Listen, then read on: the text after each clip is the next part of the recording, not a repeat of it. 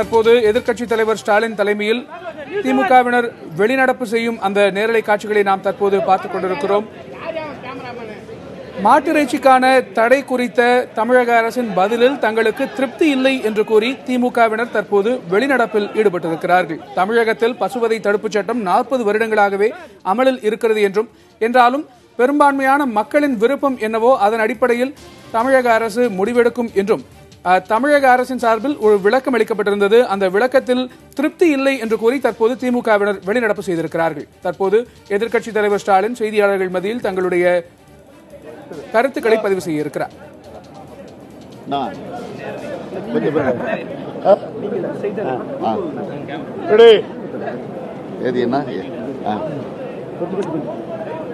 சொல்லமா,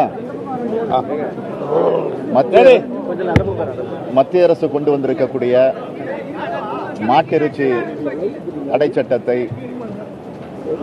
ரத்து செய்ய வேண்டும். அதற்கு தமிழக சட்டமன்றத்தில் தீர்மானம் நிறைவேற்றிட வேண்டும் என்று நான் ஒரு தனி தீர்மானத்தை நிறைவேற்றிட வேண்டும் என்று சொல்லி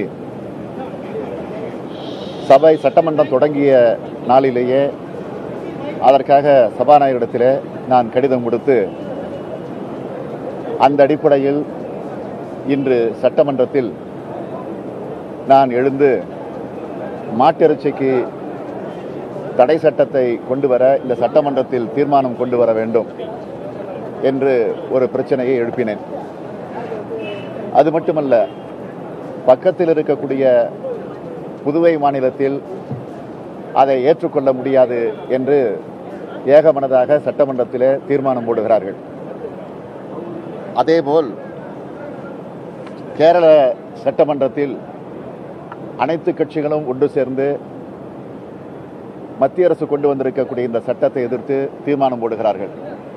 மேகாலயா மாநிலத்தில் இருக்கக்கூடிய சட்டமன்றத்தில் இதற்கு தீர்மானம் போடப்படுகிறது. கோவா மாநிலத்தை பொறுத்தவரையில் பாஜக தலைமையில் ஒரு கூட்டணி ஆட்சி நடந்து கொண்டிருக்கிறது. பாஜகவினுடைய முதலமைச்சர் தான் அங்கே இருக்கிறார். அந்த மாநிலத்திலே கூட இந்த சட்டம் சரியான சட்டம் அல்ல, பல திருத்தங்களை கொண்டு வந்துதான் இதை நிறைவேற்ற வேண்டும் என்று சொல்லி அங்கேயும் இதற்கு எதிர்ப்பு தெரிவித்திருக்கிறார்கள்.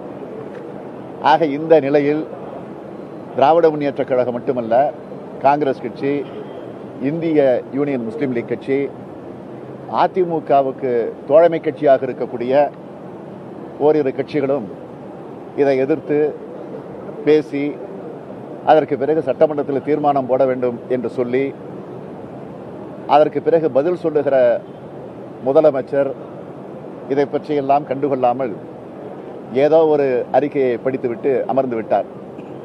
அதற்கு பிறகு நான் எழுந்து சட்டமன்றத்தில் இது குறித்து தீர்மானம் போடுவதற்கு கூட இந்த அரசு தயங்குகிறது.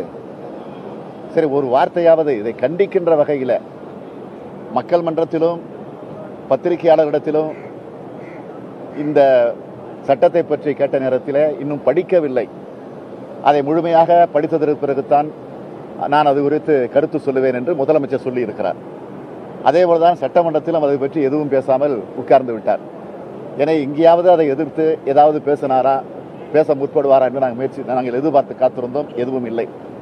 ஆகவே இது பிஜேபிக்கு லாலி பாடுகிற பிஜேபி ஆட்சி எதை கொண்டு வந்தாலும் அதை அப்படியே அடிபணிந்து பிஜேபி ஆட்சியினுடைய காலிலே விழுந்து மாநில சுயாட்சிக்கே குந்தகம் விளைவிக்கக்கூடிய வகையில் திராவிட முன்னேற்ற கழக ஆட்சி பொறுப்பில் இருந்தபோது நெருக்கடி நிலையே மத்தியில் இருக்கக்கூடிய ஆட்சி நெருக்கடி நிலையை கொண்டு வந்தப்போ ஆட்சி போனாலும் கவலை இல்லை என்று அதை எதிர்த்த கட்சி திராவிட முன்னேற்ற கழக ஆட்சி.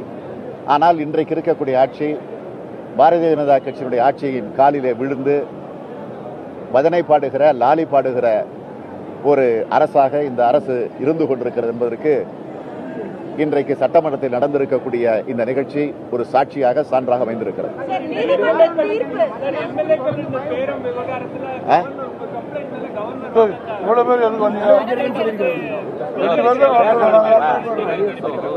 அதாவது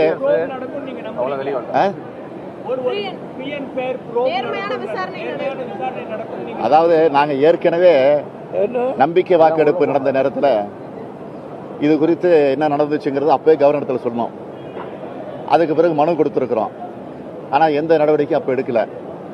இப்போ டைம்ஸ் நவ்ல வந்த அந்த செய்தி அடிப்படையாக வச்சு, டைம்ஸ் நவ் தானே நீங்க, டைம்ஸ் நவ்ல வந்த அந்த ஆதாரங்களை அடிப்படையாக வச்சு அது உறுதி செய்யப்பட்டிருக்கிறது என்று மீண்டும் கவர்னரிடத்தில் கொண்டு போய் நாங்கள் திமுக கழகம், காங்கிரஸ் கட்சி, இந்திய முஸ்லீம் லீக் கட்சியை சார்ந்த சட்டமன்ற உறுப்பினர்கள் நேரடியாக சென்று கொடுத்தோம்.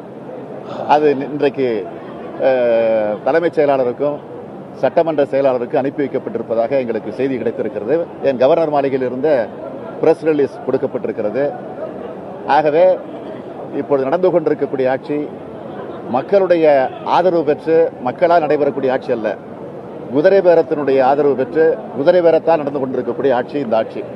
மத்திய அரசு விமர்சிக்க தமிழக அரசு தயங்குவதற்கு என்ன காரணம் நினைக்கிறீங்க? அவங்களுக்கு வருமான வரித்துறை கேளுங்க. வருமான வரித்துறை, சிபிஐ, வருமான வரித்துறை, சிபிஐ, அமலாக்கத்துறை இதெல்லாம் அடிப்படையாக வச்சுதான் பயந்து போய் அஞ்சு நடுங்கி இன்றைக்கு மத்திய அரசுடைய காலிலே இப்போது எடப்பாடி தலைமையில் இருக்கக்கூடிய இந்த ஆட்சி காலில் விழுந்திருக்கிறது.